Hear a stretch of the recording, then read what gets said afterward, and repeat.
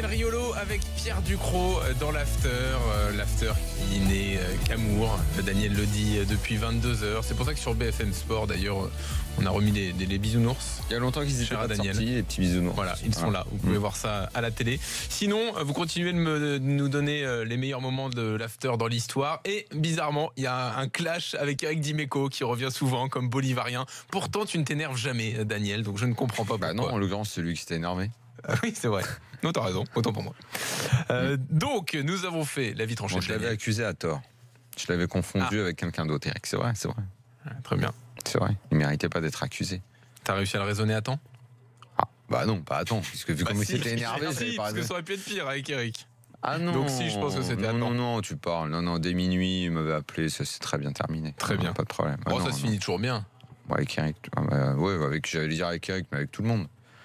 Avec les gens de la maison, avec les gens du foot, parfois c'est peut-être plus compliqué, mais voilà. Non, même pas trop. Non. Ah bon? Non. C'est bien intelligent. Non. Pierre, t'es chaud? On y va? Oui, moi je suis chaud.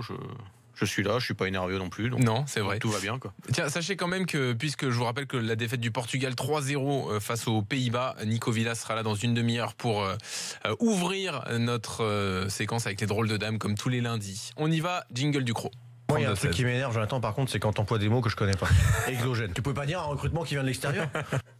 Ah oui, Daniel, t'as raté ça. Un jour où t'étais pas là, Jonathan a fait un avis tranché avec, je crois qu'il s'était fait un défi de mettre que des mots compliqués pour dire des choses très simples. 3, 2 ans. Voilà.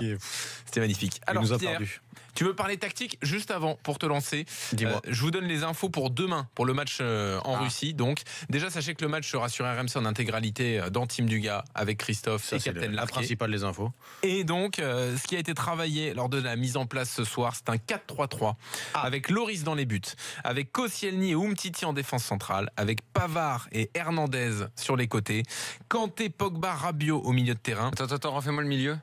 Kanté devant la défense. Ouais. Pogba côté droit, Rabiot côté gauche.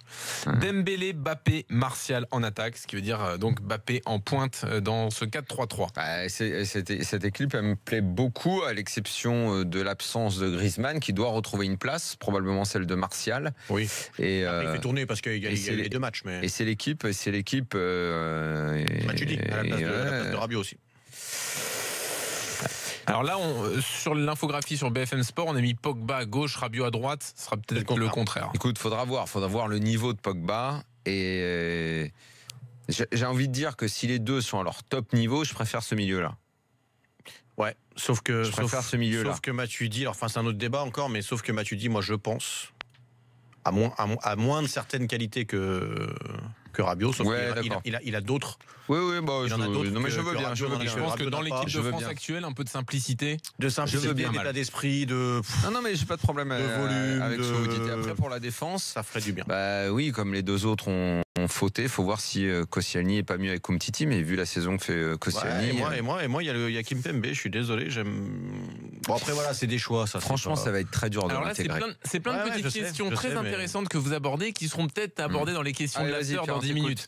Donc place à l'avis tranché de Pierre. Là, il faut changer de système. Je vais rassurer tout de suite Régis, un fidèle auditeur apparemment qui sur Twitter s'inquiétait ou en tout cas me disait que Deschamps n'avait pas besoin de notre avis, qu'il était suffisamment grand. On le rassure, il nous écoute peut-être sûrement pas ce soir, il fait ses choix tout seul. La preuve, il est passé un 4-3 tout de suite. Alors Pierre, je pense que tu vas mettre 1 euro dans un cochon une tirelire que nous avons trouvé, parce qu'on ne règle pas ses comptes par Twitter. Daniel fait ça tout le temps. Ah non, je l'ai pas. Non, il a tweeté. Tu viens de recevoir un tweet et tu y réponds en direct. Et alors? Et c'est 1 euro dans la machine parce que on n'a pas le droit de dire ce qu'on pense. Arrêtons d'être obnubilés. C'est un auditeur qui nous écoute. C'est très intéressant, mais arrêtons d'être obnubilés par Twitter. Ah non, je suis pas omnibulé du tout. Non, je suis pas du tout omnibulé. Je réponds à un message qui est pas du tout en plus Jean-Louis a raison. Déplacé merci Daniel. De ce Régis. Il faut que je le trouve et puis on va le. En fait, il faudrait le mettre dans toutes les émissions à la télé. Et tu as absolument raison. Ça fait longtemps que vous avez payé dans des vestiaires, etc. Aujourd'hui, les amendes, on les paye plus, c'est fini. Nous, on va les payer. Ça marche plus comme ça. Ça marche plus comme ça.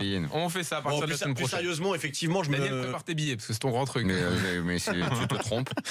C'est pas vrai. Non. Vas-y. C'était pas un règlement de compte, ceci dit. C'était une précision. C'était un peu d'humour. Moi, ce qui me dérange, pas ce qui me dérange, ce qui est le plus dérangeant pour moi aujourd'hui, à 2 mois et demi de la Coupe du Monde, c'est qu'on se pose finalement encore la question comment devrait jouer l'équipe de France, au niveau du système et au niveau du style de jeu. On en a parlé un peu tout à l'heure dans Team Dugas.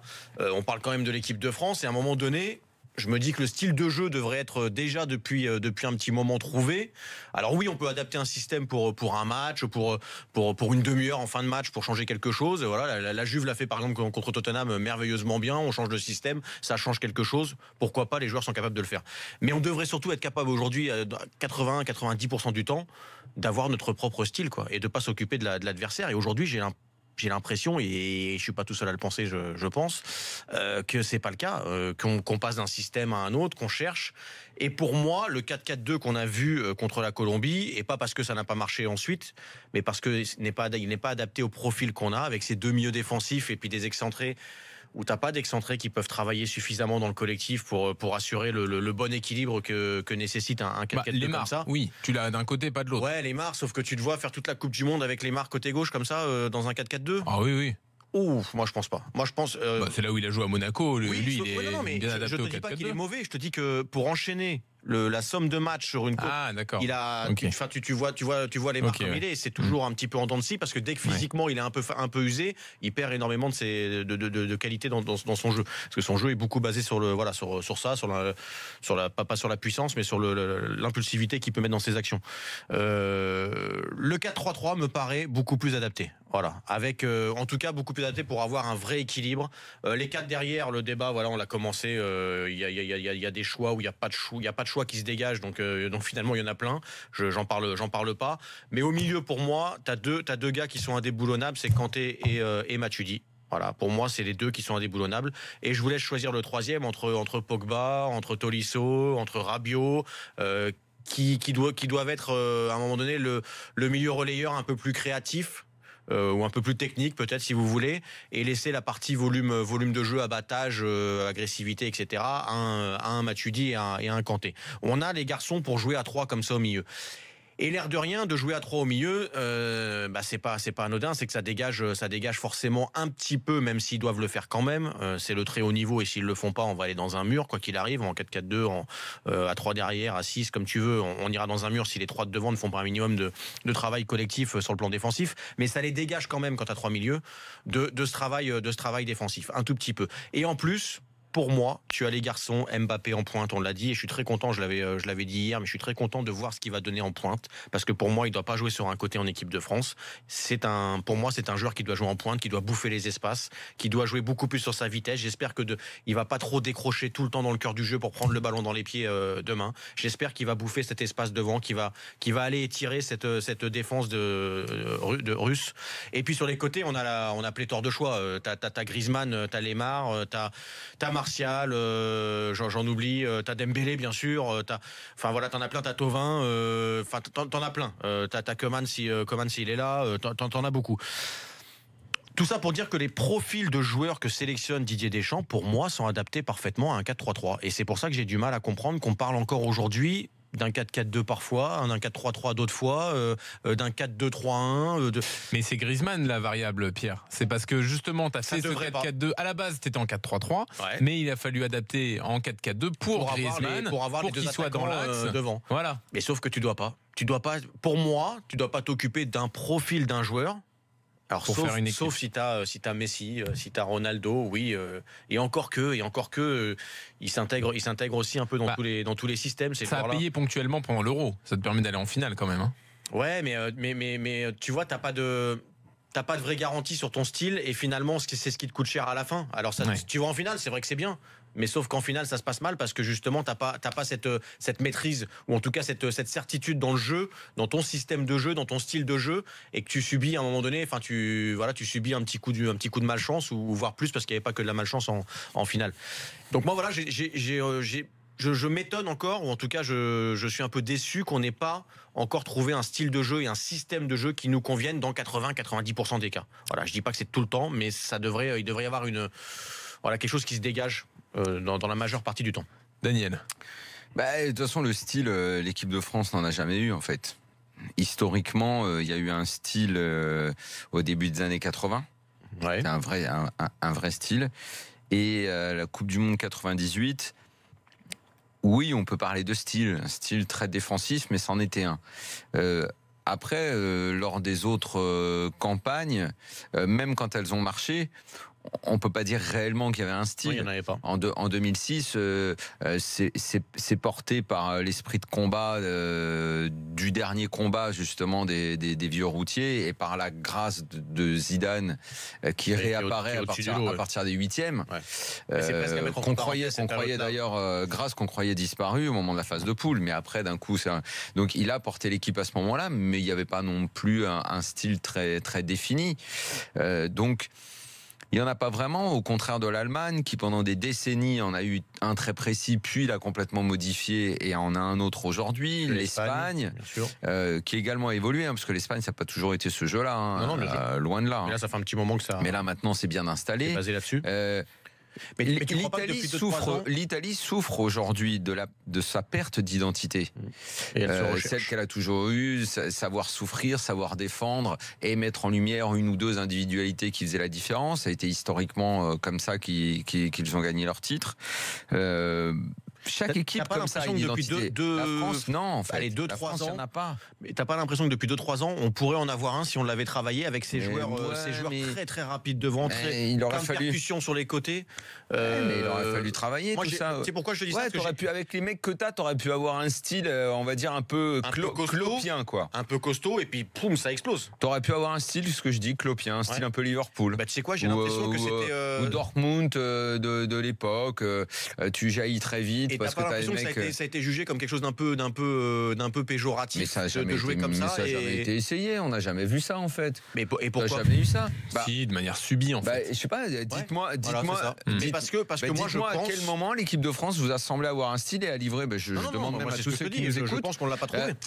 Je parle pas d'une belle victoire parce que celle contre l'Allemagne à l'Euro, c'est pas. D'avoir des certitudes quand tu rentres sur le terrain. La façon dont tu vas jouer. Je vous parle d'un match avec.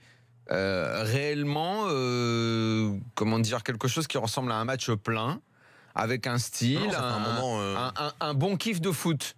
Je parle pas de victoire. Contre l'Allemagne, tu fais la fête parce que tu les sors. Bon, tu les sors, tu les sors en étant victime, mais ça arrive. Où tu t'en es sorti parce qu'il y avait un très bon état d'esprit et une équipe solidaire. Voilà, ça, une équipe solidaire. Il y en a eu plusieurs comme ça. Mais je te parle d'un kiff football. L'équipe de France depuis quand? Moi, c'est ce que je viens de te dire. Pour moi, la dernière fois, c'est France-Brésil 2006. Et encore, je vois pas. C'est presque à mettre entre parenthèses parce que tu as un Zidane qui est au-dessus. Oui, mais d'accord, mais il y a eu des petites soirées, mais que tu as vite relativisé. Il y a eu le France-Ukraine. Il y a eu ça. Le France-Ukraine, ça s'est pas trop fait hostile, ça s'est fait à l'Agnac. J'écrase l'autre à l'Agnac. Il y a eu un France-Pays-Bas récemment, le 4-0 au Stade de France. Oui, il y a 2 ans. Non, même pas, il y a 1 an. L'année dernière. Non, match de qualif.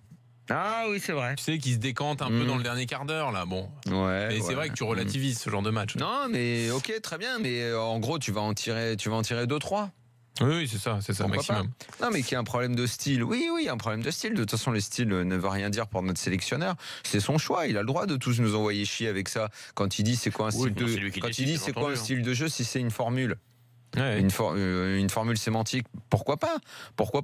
Moi, je lui propose un débat avec les Espagnols, les Allemands, avec un tas de coachs aujourd'hui dans le monde. C'est pas avec nous à la limite qu'il doit en débattre, puisque nous, il a pas envie de parler avec nous. Nous, il pense qu'on connaît rien, mais qu'il aille débattre avec les plus grands coachs aujourd'hui. Il va leur expliquer que c'est une formule sémantique. Et peut-être aussi un peu comme ce qu'on dit parfois avec Lyon, que les moments où dans la tête ça baisse un peu, comme vendredi, le fait qu'il n'y ait pas un plan de jeu précis et un style précis fait que tu le payes cash quand tu as une baisse de motivation dans ces matchs-là et que t'es pas. C'est pas une baisse de motivation, c'est le manque de leader et c'est surtout un adversaire qui est bien plus fort qu'on l'a analysé depuis vendredi, où j'arrête pas d'entendre la lumière s'est éteinte, les Bleus ont baisé. En face à la Colombie qui s'est mis à jouer, qui a joué très très bien, qui a changé tactiquement. C'est un mélange des deux quand même. Ouais, parce que sinon pendant la première demi-heure, tu vois, c'était la même équipe en face. Je suis d'accord. C'était bon pendant une demi-heure. Quand t'as la moins contrariété. On n'a plus le temps. On n'a pas le temps de refaire le match de vendredi. Pas plus tard que cet après-midi. Il faut qu'on y aille, Daniel. J'ai gagné 6-2 le premier set et j'ai perdu le deuxième. Ça arrive.